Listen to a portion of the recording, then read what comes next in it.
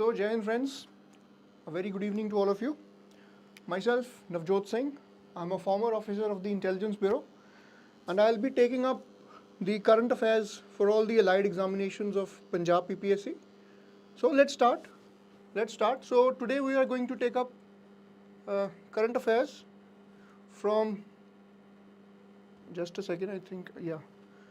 Today we're going to take current affairs from 6th to 10th of October, November.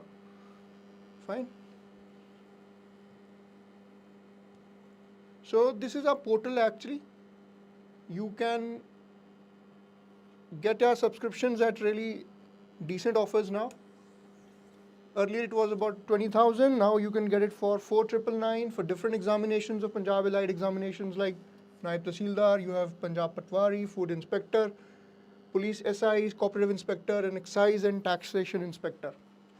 So this is a good opportunity for all of you to really, आपको bilingual में ये मिल जाएगा, English Hindi both. तो आपको videos भी मिल जाएंगी. आप अगर कोई क्वेरी है इससे रिलेटेड, आप अपना कमेंट्स डिस्क्रिप्शन में लिंक है व्हाट्सएप का, वहाँ पे आप व्हाट्सएप पे जा सकते हैं और कोई भी क्वेरीज हैं that you can get from there. So this is basically our portal. This is a good offer. I would suggest that you can go ahead and I will be taking up current affairs here. So stay put and let's enjoy this learning journey.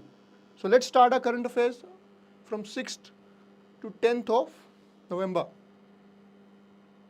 In the last lecture we studied a few questions. We tried to understand कि किस तरह से जो current affairs पूछे जाते हैं और उनमें जो डिफरेंट हमने कॉम्प्लेक्सिटीज़ को अंडरस्टैंड किया कि कैसे सिर्फ करंट अफेयर्स हमें रट्टा नहीं मारना है, उसको क्रैम नहीं करना है, हमें उसकी कॉन्सेप्चुअल क्लैरिटी लेके आनी है.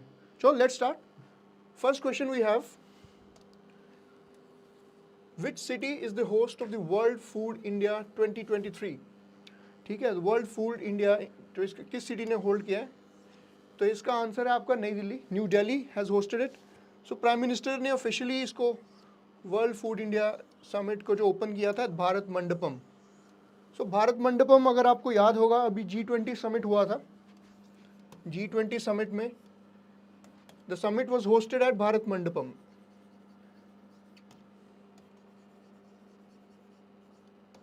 राइट.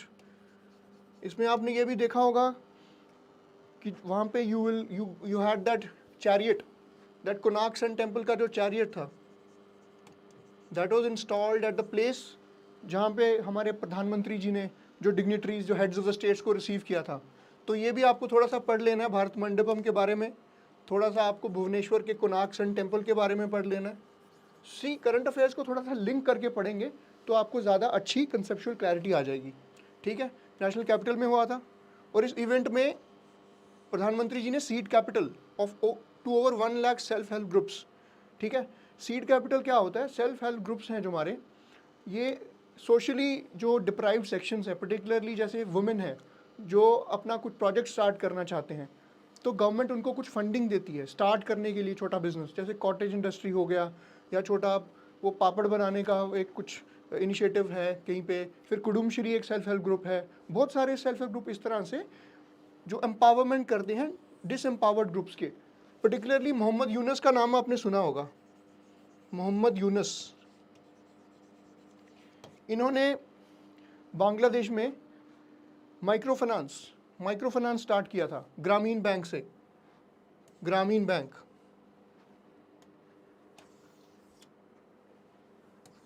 राइट. तो इन्होंने ग्रामीण बैंक में वुमेन के लिए माइक्रो फाइनेंस का ऑप्शन स्टार्ट किया था. उससे क्या हुआ, जो सेल्फ हेल्प ग्रुप्स बन गए, उससे वुमेन को एक इजी एक्सेस टू मनी मिला. फॉर एग्जांपल हम वुमेन की एम्पावरमेंट की बात करते हैं तो एम्पावरमेंट सिर्फ लेटर में नहीं होनी चाहिए, एम्पावरमेंट स्पिरिट में भी होनी चाहिए. हमें ये इंश्योर करना चाहिए कि उनको इकोनॉमिकली भी एम्पावर किया जाए, एजुकेशनली भी एम्पावर किया जाए. तो इस तरह से जो वर्ल्ड फूड इंडिया प्रोग्राम था, ये हमारा नई दिल्ली में हुआ. प्रधानमंत्री जी ने भारत मंडपम पे इसको इनॉग्रेट किया. And at the same time हमने यहाँ देखा कि पहला इसका हेल्ड हुआ था इवेंट 2017 में और इसमें अराउंड 1 लाख जो स्टार्टअप्स हैं उनको सीड कैपिटल दिया गया. SHG startups, self help groups. So this was a brief idea about how what is the role of self help groups, ये हमने जो इवेंट किया इससे क्या फ़ायदा होगा और कैसे हम अपने women को और अदर डिप्राइव्ड सेक्शंस को हम थोड़ा सा एम्पावर कर सकते हैं. सो मूविंग फर्दर,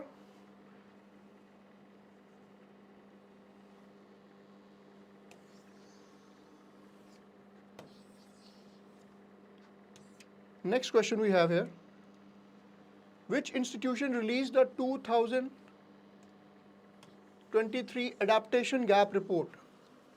अब देखिए अडेप्टेशन गैप, इसके पहले थोड़ा सा हम अडेप्टेशन के बारे में समझेंगे. हमने क्लाइमेट चेंज काफ़ी सुनते हैं न्यूज़ में कि क्लाइमेट चेंज हो रहा है, जलवायु परिवर्तन इसको हम कहते हैं. कहते हैं ना, climate change is the tragedy of the Commons. ये हमारे विश्व के लिए एक बहुत बड़ी समस्या बन के उभरी है. हमने देखा है कि जो हमारा एवरेज जो टेम्परेचर है 1750 को हम 1750 से इंडस्ट्रियल एरा शुरू हुआ था, तब से लेके अब तक around 1.15 degree Celsius temperature rise हुआ है. और अगर इसी तरह बढ़ता रहा तो जो क्लाइमेट एक्सपर्ट्स हैं, पर्टिकुलरली जो IPCC का ऑर्गेनाइजेशन है, inter governmental panel on climate change,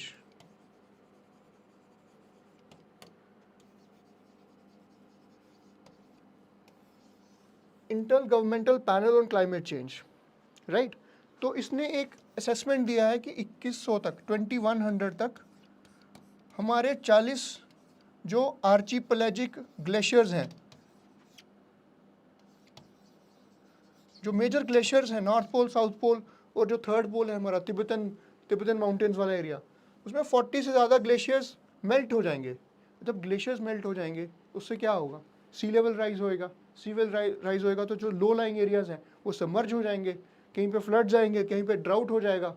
हम देखते हैं कि अभी हिमाचल प्रदेश में एक अनटाइमली और इतना हॉरेंडस रेनफॉल हुआ है, लैंडस्लाइड हुआ है, जिससे काफ़ी लोगों को अपनी जान गंवानी पड़ी, लैंड एंड प्रॉपर्टी का काफ़ी लॉस हुआ है. तो उस पर्सपेक्टिव से हमें इसके लिए अपने आप को प्रिपेयर करना है. This adaptation, the climate change that is happening, हमारा जो ऑब्जेक्टिव रहेगा इसमें, इस चीज़ को हमें प्रीएम्प्ट करना है. जो क्लाइमेट डिस्ट्रक्शन है, क्लाइमेट ट्रेजेडी है, उसको प्रीएम्प्ट करना है. So we have two one is mitigate. एक होता है मिटिगेट होता है उसको प्रिवेंट करना उसको. और अडेप्टेशन का मतलब होगा अगर कुछ हो रहा है तो उसके लिए हम कैसे प्रिपेयर्ड रहेंगे. प्रिपेयर्डनेस, हम कैसे उसको बेटर हैंडल करेंगे. अब हम देखेंगे, ये पूछा है इन्होंने कि कौन सी ऑर्गेनाइजेशन ये रिपोर्ट देती है. तो यहाँ पे अगर हम वर्ल्ड बैंक देखें, UNEP देखें, IMF देखें, वर्ल्ड एनवायरनमेंट फैसिलिटी, ठीक है, world economic forum, this is world economic forum. तो ये हमारा जो टॉपिक देखिए एनवायरनमेंट से रिलेटेड है. Climate change is more or less related to environment. अब this one world bank is more or less related to developmental activities. ये जो डेवलपमेंटल एक्टिविटीज़ जो कंडक्ट करानी है हमने, जो डेवलपिंग कंट्रीज़ में, सब सहारन अफ्रीका में, एशियन कंट्रीज़ में, तो ये तो उनमें ये डेवलपमेंटल काम करेगा. अब IMF है और WEF है, world economic forum. Both of this is an NGO, but both deal with economic matters, economic reconstruction of the world. और वर्ल्ड बैंक का भी काफ़ी हद तक इकोनॉमिक डेवलपमेंट पे भी फोकस रहता है. तो अगर हम आसानी से, अगर हमें पता भी नहीं होगा, हम लॉजिकली एलिमिनेट कर देंगे. इसका आंसर आपका आ जाएगा UNEP, United Nations Environment Programme. तो आपने ये कोशिश करनी है, आप क्वेश्चन की डिमांड को समझें कि क्वेश्चन किस टॉपिक से रिलेटेड है और ऑप्शंस को आप कैसे एलिमिनेट कर पाएंगे. तो आपका ईजिली आंसर UNEP आ जाएगा. So what it is written here, 2021 में क्लाइमेट अडेप्टेशन फंड बना है, मल्टीलैटरल ऑर्गेनाइजेशन. अब जैसे वर्ल्ड बैंक का इसमें कंट्रीब्यूशन रहा है, ये रिपोर्ट वर्ल्ड बैंक ने नहीं दी है, लेकिन जो क्लाइमेट अडेप्टेशन में वर्ल्ड बैंक का काफ़ी अच्छा कंट्रीब्यूशन रहा है, ठीक है. और अल्टीमेटली UNEP इस पे असेसमेंट करता रहता है टाइमली, बाई एनुअली और एनुअली, टू असेस कि अभी क्या सिचुएशन है क्लाइमेट अडेप्टेशन की, फंडिंग कितनी चाहिए. आपने पेरिस क्लाइमेट एग्रीमेंट के बारे में सुना ही होगा, पेरिस क्लाइमेट डील जो 2015 में हुई थी, COP21, right. So this also, tries to focus कि how we can get a hold of our climate disaster issues, how we can be best prepared, how we can ensure that we protect the nature for our future generation. 1988 में there was this report on sustainable development.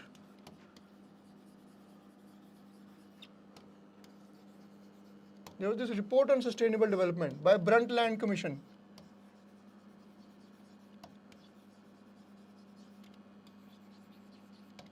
Right? क्या कहा इस report ने? इस report ने कहा sustainable development is the ability of the present generation to meet its needs without compromising the ability of the future generation to protect its own needs. तो जो हमारे आने वाली फ्यूचर जनरेशन है उसके लिए हम कैसे अपने रिसोर्सेज को प्रोटेक्ट करके रख सकते हैं, ये एक रिपोर्ट आई थी.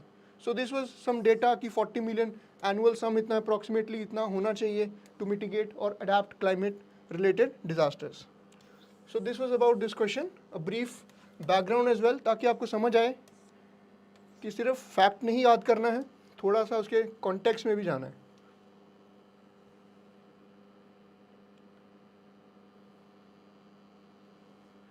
As per a new study, which species has their head all over their body? तो this is a more of a factual question. Science and technology के, बायोलॉजी के कुछ क्वेश्चंस आएंगे, वो आपको करंट अफेयर्स में से पढ़ने हैं, उनको याद कर लेना है. इसमें ज़्यादा समझने वाला कुछ भी नहीं है. स्टारफिश है, स्टारफिश इसका आंसर है, जिसका हेड है all over its body. A new study has found that a body plan of starfish is much more complex and distributed than previously thought. पहले जैसे सोचा गया था उससे ज़्यादा कॉम्प्लेक्सिटी है इसके जो एनाटॉमी में, इसकी मॉर्फोलॉजी. एनाटॉमी होती है इंटरनल स्ट्रक्चर जो बॉडी का, और मॉर्फोलॉजी जो हमारे फिजिकल फीचर्स होते हैं. तो ये जो स्टडीज़ की हैं साइंटिस्ट ने ऑल ओवर द वर्ल्ड, उन्होंने ये रिवील किया है कि इसका जो बॉडीली स्ट्रक्चर है वो काफ़ी कॉम्प्लेक्स है जिससे पहले सोचा गया था. Bodily structure is very complex and it is, और उसका जो हेड है ना, it head is spread all over its body. तो कुछ इस तरह से इसका स्ट्रक्चर होगा आपका.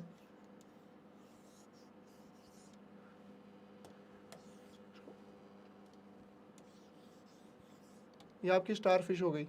तो इसका जो हेड है हर तरह इसका स्प्रेड होता है इसका हेड. राइट. मूविंग फर्दर, ठीक है, क्या इसमें लिखा है कि the research created a 3D Atlas of the gene expression in starfish. अब जीन एक्सप्रेशन क्या होता है? देखिए, जो जेनेटिक मेकअप होता है हर ऑर्गेनिज्म का, जैसे हमारा भी है, ह्यूमन जीनोम प्रोजेक्ट एक स्टार्ट किया था, HGBP, ठीक है, GBP एक प्रोजेक्ट था, ह्यूमन जीनोम प्रोजेक्ट. उसमें जो इंसान के अंदर जो DNA है, उसकी जेनेटिक मेकअप है, उसका पूरा एक स्टडी किया जाता है, उसका रिकॉर्ड बनाया जाता है, जिससे हमारे एवोल्यूशन को समझा जा सके, हमारे जो डिफरेंट डिजीज़ हैं उनके लिए कुछ क्योर लाया जा सके. सो दिस इज़ बेसिकली, इस तरह से इन्होंने ये जो स्टारफिश है उसका जीनोम भी स्टडी किया, और उससे उसकी एवोल्यूशन के बारे में कुछ इंपॉर्टेंट फैक्ट्स पता चले. और उनमें से एक ये भी था कि कौन सा ऑर्गेनिज्म है जिसका सर ऑल ओवर उसकी बॉडी होता है. तो उसका आंसर आपका रहेगा starfish. Alright, let's move further now. Next point, next question.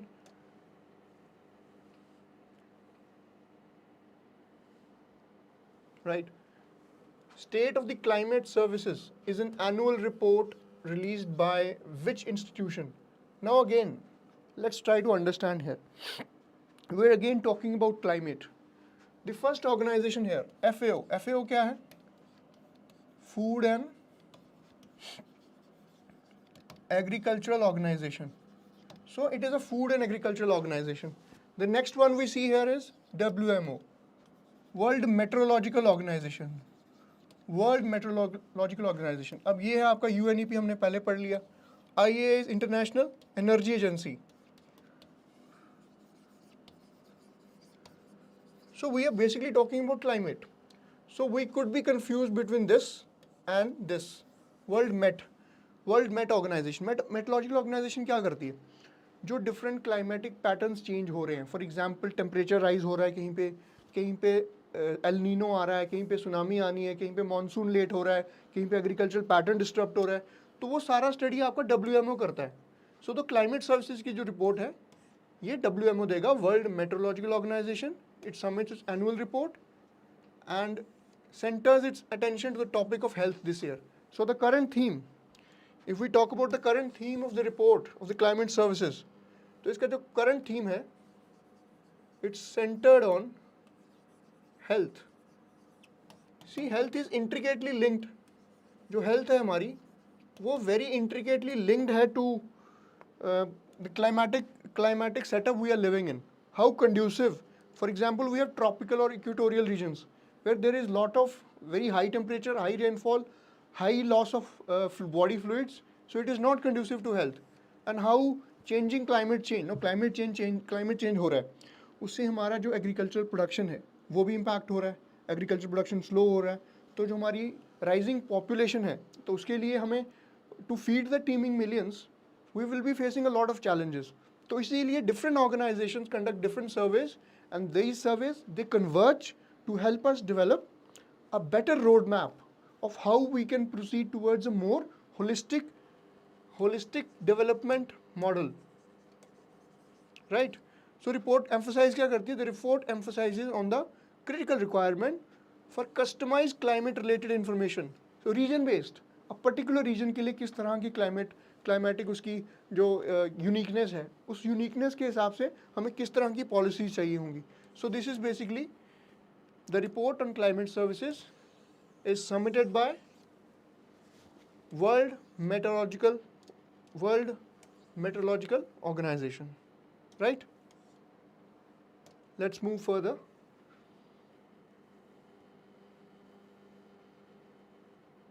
Next question. What is this question now? National Efficient Cooking Program is associated with which institution? Now see, हम face करते हैं energy security का एक concept आपने सुना रहेगा, energy security.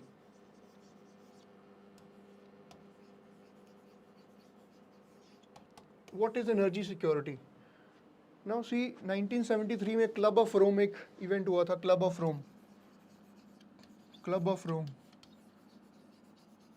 1973, जब gulf oil crisis हुआ था और OECD कंट्रीज, सब पेट्रोलियम प्रोड्यूसिंग कंट्रीज़ ने एक नया रेजोल्यूशन पास किया था कि हाउ वी कैन इंश्योर कि दुनिया में जो पेट्रोलियम या जो भी एनर्जी के क्राइसिस दोबारा से ना इस तरह से डेवलप हो जाएं. लेकिन हम देखते रहे, अब यूक्रेन वॉर हुआ है, कितना आपको गैस का शॉर्टेजेस हो गया यूरोप में, इंडिया में भी हमें ऑयल का प्रॉब्लम हुआ था. ऑल्दो वी प्रोक्योर्ड, हमने एक सब्सटैंशियल अमाउंट हम रशिया से प्रोक्योर करते रहे हैं. सो ओवरऑल हम हमेशा देखते रहे हैं कि दुनिया, मतलब जितनी ज़्यादा पॉपुलेशन बढ़ रही है उतना हमारा एनर्जी की जो डिमांड्स भी बढ़ रही हैं, और उसके लिए एनर्जी की एफिशिएंसी होना बहुत ज़रूरी है, क्योंकि हम जिस तादाद से हम एनर्जी यूज़ कर रहे हैं that is not going to be sustainable in the long run. इसीलिए जो कुकिंग गैस है, फॉर एग्जांपल पहले तो हम ओपन चूल्हाज में we use to cook, open chulhas, but now we are moving towards LPG and other piped gases. So उसमें भी wastage ना हो, एफिशिएंसी ज़्यादा हो, सो उसके लिए there is this programme, national efficient cooking programme. अब ये प्रोग्राम किसका? EESL का, एनर्जी एफिशिएंसी सर्विसेज लिमिटेड. अब इसके बारे में हल्का सा जानेंगे, what is this organisation. So first we understood कि this energy efficient national efficient cooking programme किसके लॉन्च किया? EESL. EESL क्या है? ये एक जॉइंट वेंचर है, JV. It is a joint venture between a group of PSUs, public sector undertakings के बीच में ये एक जॉइंट वेंचर है. ठीक है, कौन सी मिनिस्ट्री के अंदर आएगा? अब ये सवाल आपसे पूछा जा सकता है कि ये प्राइवेट सेक्टर ऑर्गेनाइजेशन है कि गवर्नमेंट सेक्टर ऑर्गेनाइजेशन है. So it is a joint venture of PSUs. See now it is related to energy. ठीक है, एनर्जी एफिशिएंसी पे है, तो यू कैन थिंक ये एनवायरनमेंट, मिनिस्ट्री ऑफ एनवायरनमेंट में भी आ सकता है, but it is related to energy. So it is under the ministry of power.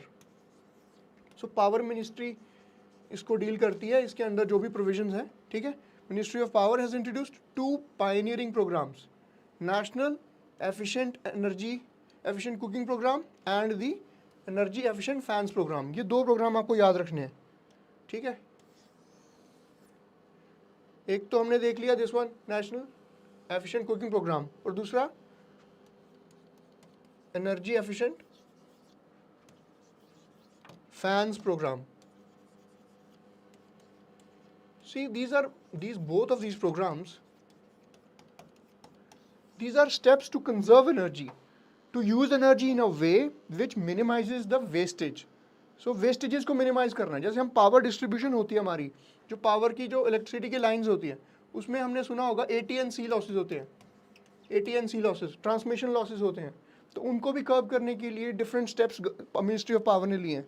तो ये 2 स्टेप्स हैं जिन्होंने इंश्योर किया है कि हम एनर्जी एफिशिएंसी की तरफ अपना एक कदम बढ़ाएं, ताकि हम अपनी energy security, because energy produce limit, we have limited resources, so it is our responsibility to ensure that we save our energy and we use it more judiciously. एक बड़े ही अच्छे तरीके से उसको यूज़ करें कि वेस्टेज मिनिमाइज हो और एक लग्जूरियस स्टाइल में ना यूज़ करें एनर्जी को, because it is a scarce resource and we have to be use it very optimally, right? So these initiatives seek to transform the cooking methods in India and underscore the significance of energy efficient fans as well as cooking programs, right, done by EESL. So target is to promote energy efficient technologies and practices across the country. तो focus इसका overall energy efficiency पे रहेगा, energy efficiency, so that we have energy security, right? Let's move further.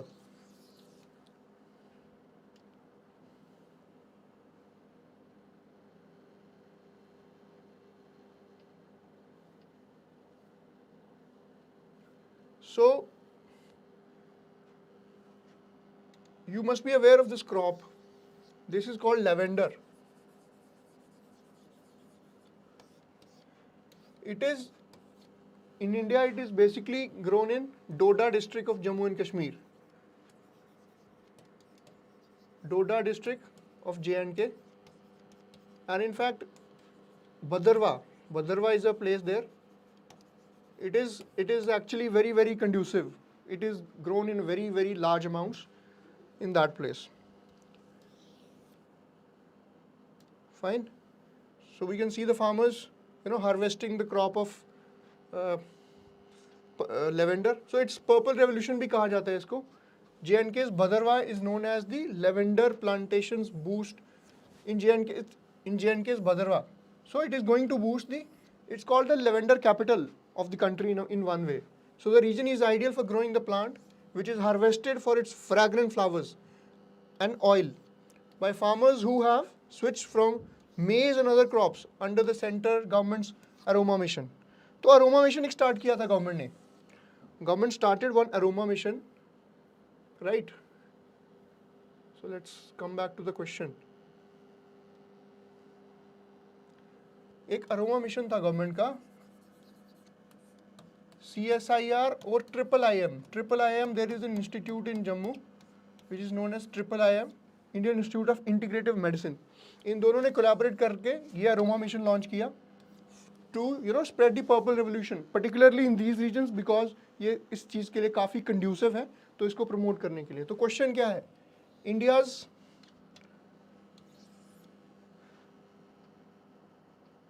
India's first ever lavender farm is constructed in which state?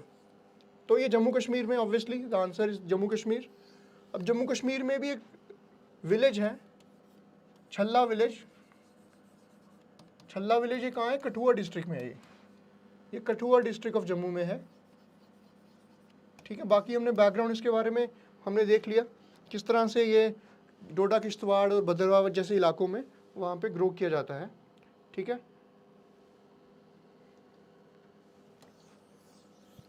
All right. ठीक है, it is spread over the farm. कहाँ पे spread है? 2 hectare area. ये चीज़ इतनी important नहीं है. कौन सी डिपार्टमेंट है? Obviously department of agriculture. Department of agriculture, agriculture production and farmers welfare, DAPFW. ठीक है, इस डिपार्टमेंट के अंडर ही आता है. So lavender basically it's a native of Europe. ये इनिशियली यूरोप में ग्रो करता था.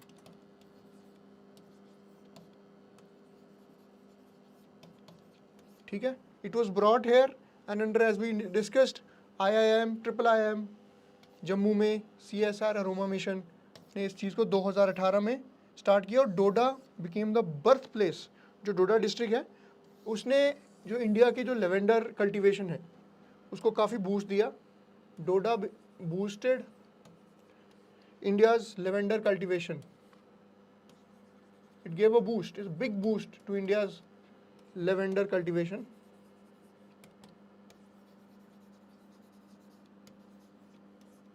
Fine.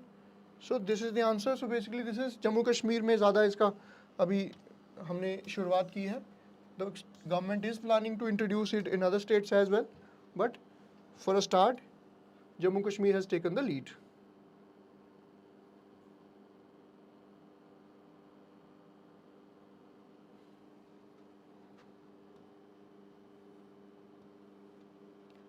See, coming to the next question.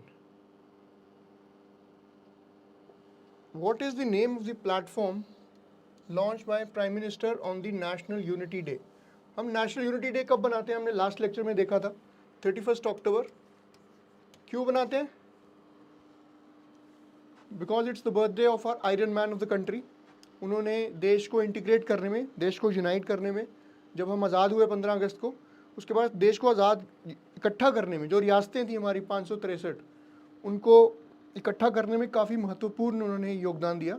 इसीलिए उनकी इस कंट्रीब्यूशन को रिकग्नाइज करने के लिए हम 31 अक्टूबर का दिन है जो, वो नेशनल यूनिटी डे की तरह के रूप में हम सेलिब्रेट करते हैं.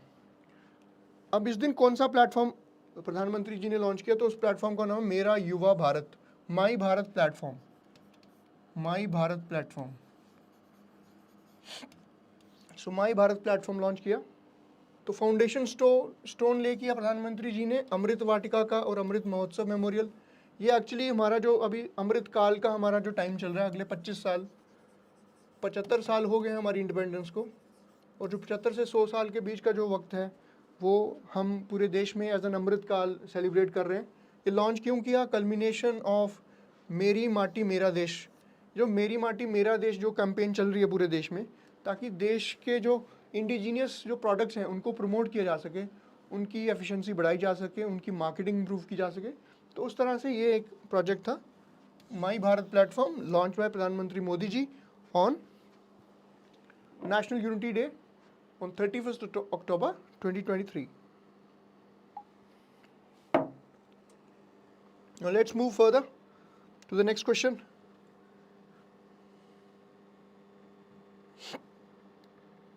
Right.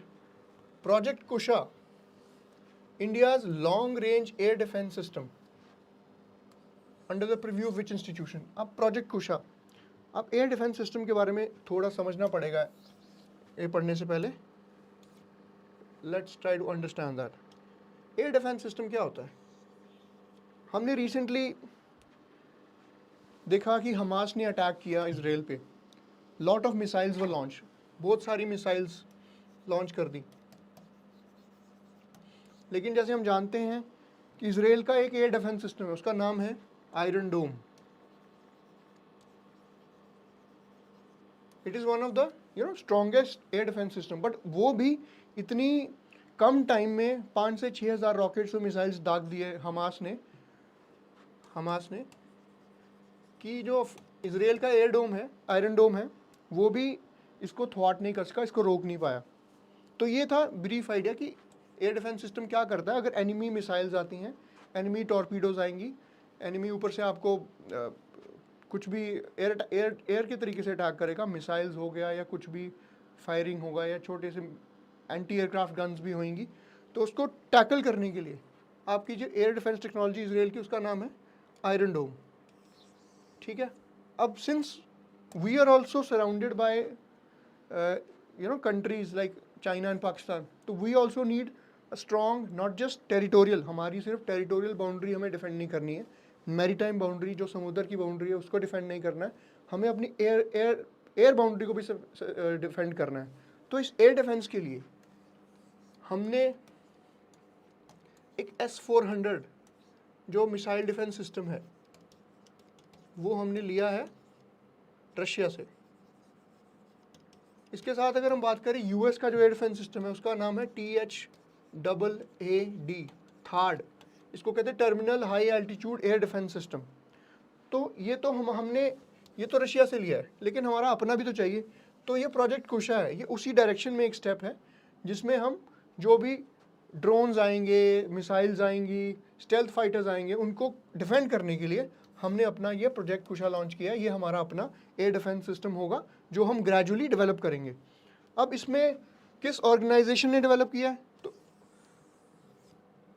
तो इस तरह के जो भी प्रोजेक्ट्स होते हैं वो हमारी DRDO चेक करती है। DRDO is responsible for doing research and development of defence related missiles, defence related projects. So जो प्रोजेक्ट कुशा है ये भी अंडर DRDO। DRDO को फुल फॉर्म क्या है? Defence research and development organisation, DRDO, defence research and development organisation. Fine, let's move further. आपका next question है, which institution was tasked with the preparation of vision India 2047? So vision India 2047, ठीक है, vision India 2047, तो ये नीति आयोग का एक, it's a brain child of NITI Aayog. NITI Aayog क्या है? आपने प्लानिंग कमीशन के बारे में सुना है। इंडिपेंडेंस के बाद हम 5 ईयर प्लान्स हम बनाते थे। देश की सोशलिस्टिक प्लानिंग से मिक्स्ड इकोनॉमी थी हमारी तब। हम सोशलिस्टिक, थोड़ा सा हमारा जो पैटर्न था ग्रोथ का, उसमें हम 5-5 साल के जो इंडिकेटिव प्लानिंग करते थे उसमें हम टारगेट सेट करते थे। अभी रिसेंटली हमने देखा कि प्लानिंग कमीशन को हमने अबैंडन कर दिया और उसकी जगह पे नीति आयोग। नीति आयोग क्या है? थिंक टैंक है। थिंक टैंक है जो गवर्नमेंट को हेल्प करता है डिफरेंट पॉलिसी रिलेटेड मैटर्स में, रिसर्च के थ्रू या डिफरेंट एडवाइजेस के थ्रू या एक्सपर्ट कमिटीज़ के थ्रू, ताकि एक बेटर गवर्नेंस और पॉलिसीज़ बनाई जा सके और उनको अच्छे से मॉनिटर भी किया जा सके। तो क्वेश्चन क्या था? तो किसने बनाया ये इंडिया विजन 2047? नीति आयोग ने। सो क्या है ये? The vision document is aimed at making India develop country, है ना, and it is in the final stages and is expected to be ready by December. तो ये भी पूछा जा सकता है आपसे, नीति आयोग के CEO इस वक्त कौन है? तो उसका आंसर है CEO is BVR Subramaniam, right? So this is basically little bit about how India is planning its different policies to enhance its growth trajectory. अपनी इकोनॉमिक वेलबींग को enhance करने के लिए किस तरह से डिफरेंट ऑर्गेनाइजेशन स्टेप्स लेती हैं। तो विजन इंडिया प्रोग्राम, इसके साथ इन्होंने 3 ईयर स्ट्रैटेजी या 7 ईयर एक पॉलिसी बनाई थी, तो वो भी आपको थोड़ा आइडिया रहना चाहिए।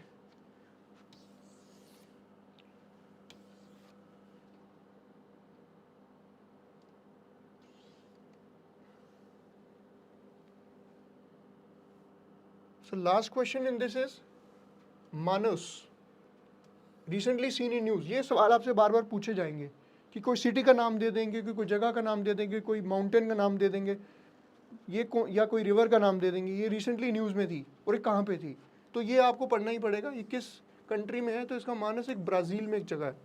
तो यहाँ पे आपने देखा कि अमेजोन जो रेन फॉरेस्ट है, ठीक है, वहाँ पे कुछ पेट्रोग्लिफ्स क्या होते हैं? पेट्रोग्लिफ्स